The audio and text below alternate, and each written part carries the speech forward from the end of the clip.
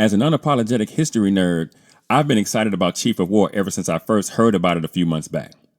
And after finally getting the chance to watch the first 2 episodes of the series, I can honestly say that the show was every bit worth the wait.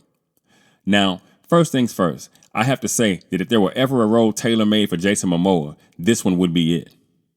I also have to say that I was a little discouraged initially about the fact that the overwhelming majority of the mini will be subtitled, because I don't necessarily like to read when I watch my content, and I also think that asking audiences in general to watch a lengthy series all in subtitles can be a lot to ask.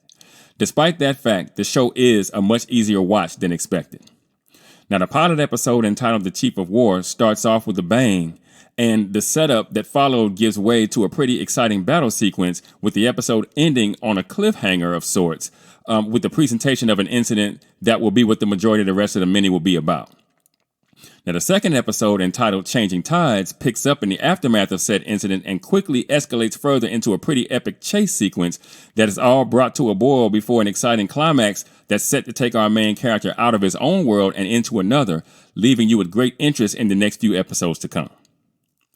Now, so far, I'd give this series an 80% or an 8.0 if you're thinking IMDb score.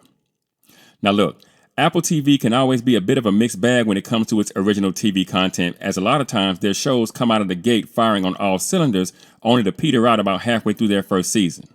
Now, it doesn't look like this show will have that issue, especially since we already know there'll only be 9 episodes of content in this miniseries, and so far it's everything I hoped it would be and then some.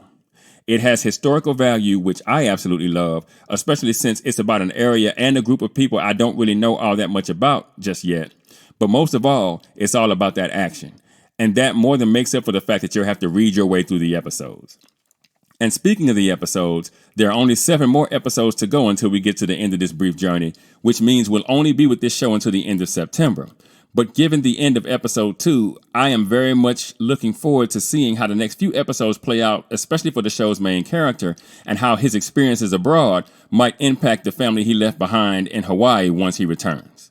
I would also say that this is a show that you absolutely positively should not miss. So if you don't currently have Apple TV, you should go ahead and subscribe, even if it's just for a few months. You won't be sorry you did.